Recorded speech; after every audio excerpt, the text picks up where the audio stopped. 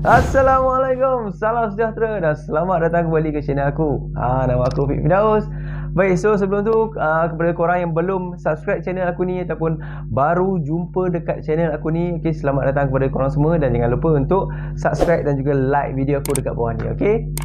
So thanks a lot juga kepada semua yang dah pun subscribe channel aku ni, okay, yang dah pun tonton banyak video-video yang aku buat dekat dalam channel aku ni lah, okay. So kalau korang belum lagi tengok video-video yang lepas tu, korang boleh pergi check it out balik video-video tu dan tengok, okay, banyak konten-konten yang aku buat dekat dalam channel aku ni, okay. So untuk video kali ni aku nak sharekan dengan korang tentang 5 kelebihan dan juga 5 kekurangan untuk pekerja untuk sektor gig ini. Dan apakah yang dimaksudkan dengan ekonomi gig ni? Okay, aku akan sharekan dengan korang benda tu untuk video kali ni. Sebelum tu, roll intro.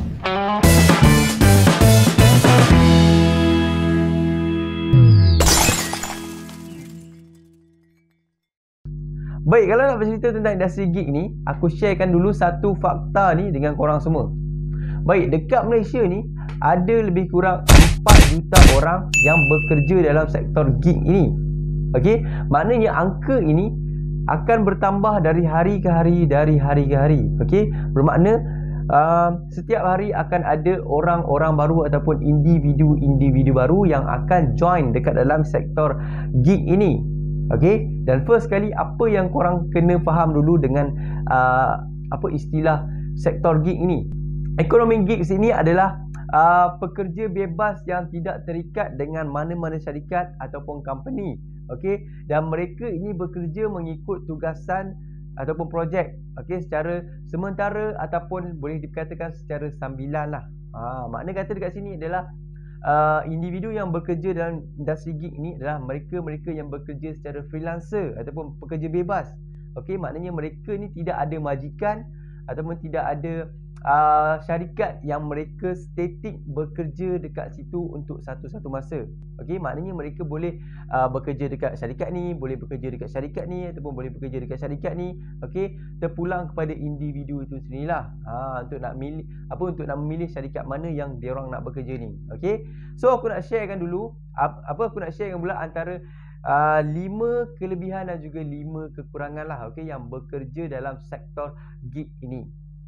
Okay, so kita sharekan tentang 5 kelebihan dulu lah. Okay, kita ceritakan tentang benda-benda yang best dulu untuk korang semula sebelum kita nak pergi kepada kekurangan yang bekerja dekat dalam industri gig ini. Okay, so kelebihan. Okay, apa kelebihan yang pertama untuk korang yang bekerja dekat dalam industri gig ini? Okay, first kali adalah daripada segi kebebasan masa bekerja.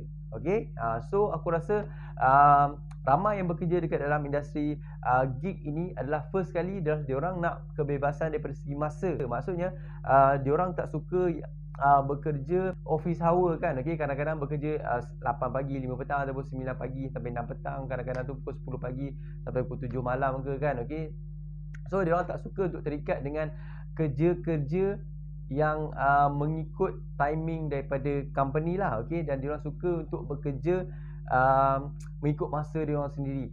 Okay, so that's why aku rasa ramai yang suka pilih untuk bekerja dalam industri gig ni. Dia orang boleh tentukan bila dia orang nak masuk kerja, bila dia orang nak habiskan dia orang punya kerja kan. Okay, dan bila dia orang nak pergi break untuk rehat kan. Okay, so dia orang boleh tentukan sendiri masa kerja dia orang. Kalau dia orang macam rasa letih dah tak nak buat, okay, dia orang boleh stop dan terus boleh balik lah. Okay, berbanding kalau kerja dengan orang, still kena ikut timing orang tu kan, ataupun still kena ikut timing daripada company tu. Okey, kalau balik pukul 5 tak boleh lah kita nak balik pukul 3 ataupun pukul 2 kan, sesuka hati kita. Ialah sebab kita bekerja dengan company dan company tu mengupah kita untuk buat kerja dengan diorang. So kita tak boleh untuk nak ikut timing kita, nak balik pukul apa, nak datang pukul apa kan. Melainkan kita bos dekat company tu lah, ataupun kita merupakan seorang CEO ke kan dekat company tu, bolehlah kalau kita nak ikut timing kita sendiri. Okay, tapi kalau kita hanya pekerja dekat company tu, tak sesuai lah untuk korang yang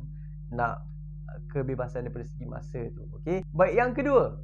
Okey, yang kedua ni adalah dia orang suka untuk bekerja yang tiada tekanan daripada bos ataupun tiada tekanan daripada orang atasan lah. Okey, maknanya kalau kita bekerja dengan company biasalah kan. Okey, setiap company akan ada dia orang punya KPI ataupun dia orang akan settingkan apa-apa saja kerja lah, okey, yang kena dengan job scope kita.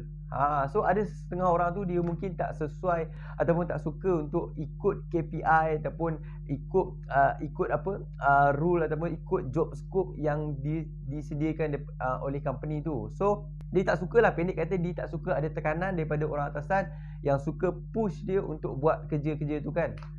So that's why dia suka untuk pilih industri gig ni. Okey, sebab industri gig ni orang cakap apa, dia bukanlah tak ada tekanan langsung. Buat apa, bekerja dekat dalam industri gig ni pun ada tekanan dia juga, tapi cakap apa, kurang lah daripada kalau kita bekerja full time dekat satu-satu company tu. Okay, so bekerja dekat dalam industri gig ni dia kurang sikit lah, okay, tekanan daripada bos-bos ataupun orang atasan yang suka tu nak suruh dia tu untuk buat something ataupun buat kerja-kerja tu lah. Okay, so that's why dia suka untuk pilih industri gig ni. Okay, sebab yalah, dia boleh pilih masa di sini, boleh pilih daripada segi tekanan ataupun ketenangan waktu dia nak bekerja tu. Yang ketiga ni adalah dia orang boleh untuk tentukan pendapatan dia orang sendiri. Okey, pendek kata, hari ni dia orang boleh target berapa yang dia orang nak dapatkan untuk nak kejar dia orang punya pendapatan hari ni. Okey, katakan dia orang set hari ni RM100 dan aku mesti kena dapatkan RM100 hari ni. So dia orang akan buat lah, okay, buat sampailah dia orang dapat RM100 dan dia orang akan stop dan boleh balik. Kadang-kadang yang bekerja dekat dalam industri gig ni, dia orang boleh untuk tentukan, kadang-kadang 5 jam dah boleh dapat, kadang 8 jam boleh dapat. Okay, ikut kepada pekerjaan apa yang korang lakukan.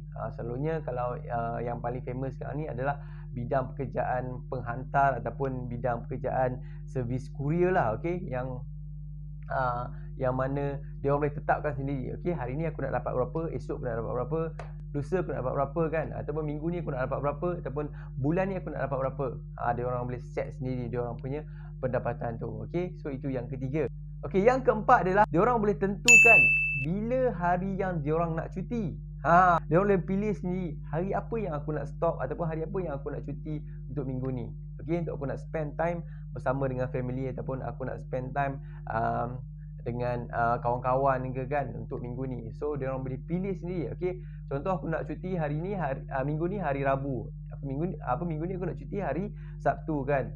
Dia boleh tentukan sendiri berbanding dengan kalau bekerja dengan syarikat ataupun dengan company lah. Okey, biasa kalau bekerja dengan company ni biasanya cuti hari Sabtu ataupun hari Ahad lah, ataupun 2 hari ataupun kadang-kadang 1 hari setengah ataupun kadang-kadang 1 hari je. Okey, terpulang kepada company itulah. Okey, ada yang bekerja dalam 6 hari seminggu, ada yang bekerja dalam 5,5 hari seminggu dan ada yang bekerja dalam 5 hari seminggu. Tapi kebiasaannya akan cuti pada hari Sabtu dan Ahad lah. Okey, so kalau bekerja dekat dalam industri gig ni, dia orang boleh tentukan sendiri aku nak stop ataupun aku nak cuti hari apa dalam minggu. Ataupun aku tak nak cuti langsung pun boleh juga. Ataupun aku nak cuti untuk direct seminggu pun boleh juga.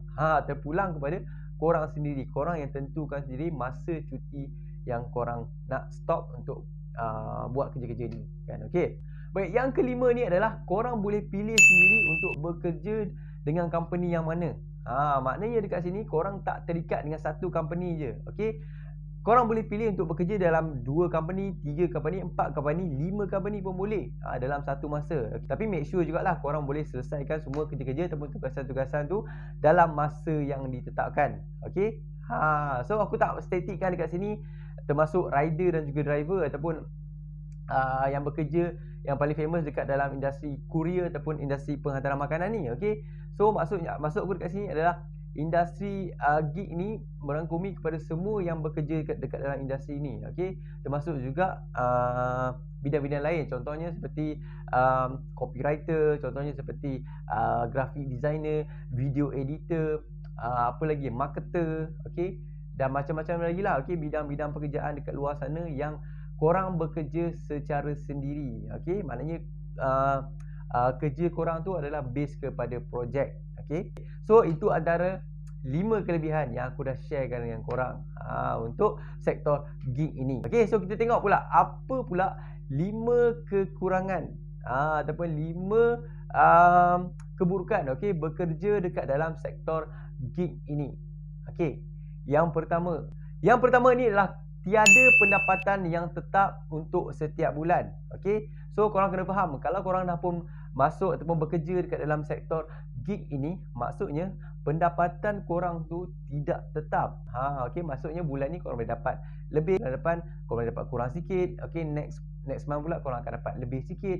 So maksudnya pendapatan korang tu tidak statik kepada satu income saja. Okey, satu figure saja. Okey, maksudnya setiap bulan kalau korang dapat 2000, setiap bulan takkan korang boleh dapat, bulan depan takkan korang boleh dapat 2000 lagi. Mungkin korang boleh dapat rendah sikit, mungkin korang boleh dapat lebih sikit daripada tu, bergantung kepada usaha yang korang lakukan pada bulan tersebut lah. Okey, korang juga kena tahu yang kalau korang bekerja secara freelance ni, maknanya korang tak ada allowance daripada segi prestasi kerja ke, ataupun allowance untuk petrol ke, okey, ataupun allowance untuk apa-apa sajalah, ataupun pendek kata korang tak ada bonus yang disediakan oleh syarikat untuk yang bekerja secara freelancer ni kan. Okey, mungkin ada tapi tak banyak lah, okey, yang sediakan allowance ataupun bonus seperti yang aku sebutkan ni lah. Okey, tak ramai company yang buat macam tu. Okey, tapi lebih kepada tak ada lah daripada ada. Okey, so itu yang pertama. Baik, yang kedua, tiada pendapatan sekiranya korang sakit ataupun cuti. Itu yang tak bestnya kan. Okey, contohnya kalau korang bekerja sebagai rider lah katakan, okey, yang paling famous rider, dan tiba-tiba korang tak boleh nak bekerja untuk 1 hari, untuk 2 hari tu. Okey, so maksudnya untuk 1 hari dan juga 2 hari tu korang tak ada pendapatan untuk hari tersebut. Berbanding kalau korang bekerja dengan syarikat ataupun dengan company, kalau korang MC hari tu, korang still lagi ada gaji kan. Company still bayar gaji asalkan korang ada MC lah. Tapi kalau korang bekerja secara sendiri, kalau korang ada MC sekalipun, okey, korang nak tunjuk kat siapa dekat MC tu kan. Okey, so MC tu tak laku untuk yang bekerja secara freelancer ni. Okey, pendek kata, korang yang bekerja secara freelancer ni, korang kalau korang tak bekerja, maknanya korang tak ada gaji. Kalau korang bekerja, barulah korang ada gaji. Macam tu lah. Okey, so untuk yang bekerja dekat dalam sektor gig ini, okey, korang kena ambil tahu dan alert tentang benda ni. Make sure kalau korang bekerja dekat dalam industri gig ni, kalau korang tak boleh nak bekerja, make sure korang ada simpanan ataupun ada sikit wang lah untuk nak bantu kos perubatan ataupun kos ubat-ubatan kalau korang tak boleh nak bekerja ni. Yang ketiga adalah risiko sangat tinggi di atas jalan raya. Terutama yang bekerja sebagai rider tu. Okey, maksudnya korang pun tahu kan, okey, setiap hari korang akan pergi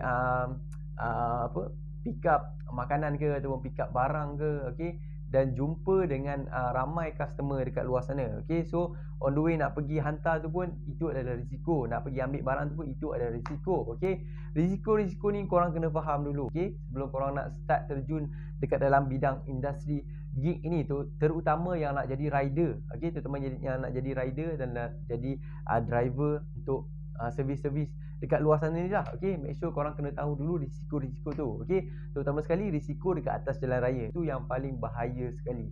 Okey, ialah sebab korang setiap hari akan berada dekat atas jalan raya, okey, untuk nak selesaikan semua tugasan-tugasan yang melibatkan penghantaran barang ataupun penghantaran makanan ni. Okey, kita bekerja dekat atas jalan, kita mempertaruhkan nyawa kita untuk kita nak dapatkan pendapatan ni kan. Okey, so kalau korang yang bekerja yang tidak melibatkan risiko dekat atas jalan raya ni is okay. Okey, contohnya kalau korang bekerja daripada rumah, itu tak ada masalah lah. Okey, yang keempat adalah korang kena tahu, okey, kadar upah korang tu boleh berubah-ubah untuk setiap bulan. Kadar upah yang disediakan oleh company tu, terutama aku beritahu ni, terutama yang bekerja sebagai rider ni, okey, dia tidak tetap. Okey, maksudnya korang boleh dapat pendapatan tu berubah-ubah setiap bulan.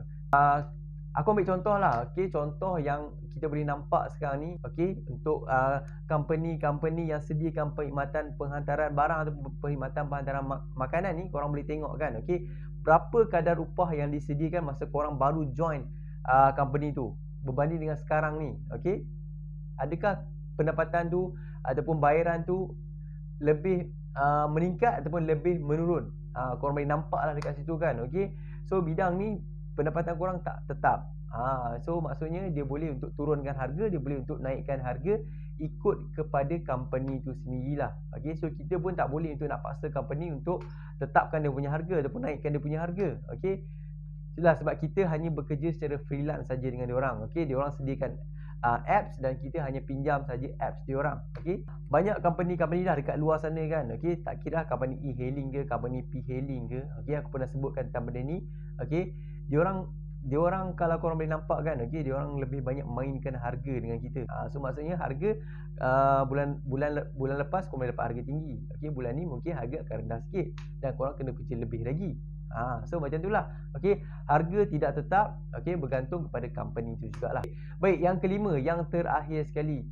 Okey, yang terakhir sekali adalah yang melibatkan rider dan juga driver ni jugalah. Okey, so maksudnya dekat sini adalah kos penyelenggaraan untuk kenderaan korang tu akan lebih meningkatlah, dan juga korang punya kenderaan tu akan downkan dia punya value di pasaran. Okey, so contohnya satu hari nanti kalau korang nak trade in korang punya kenderaan tu, okey, kalau korang nak jual korang punya kereta ataupun korang punya motor tu, okey, nilai ataupun value untuk kenderaan tu, okey, akan jatuh teruk di pasaran. Okey, so make sure juga korang kena ambil tahu tentang perkara ni. Dan satu lagi yang aku bagi tahu tadi, memula tadi tu, okey, kos penyelenggaraan semakin meningkat.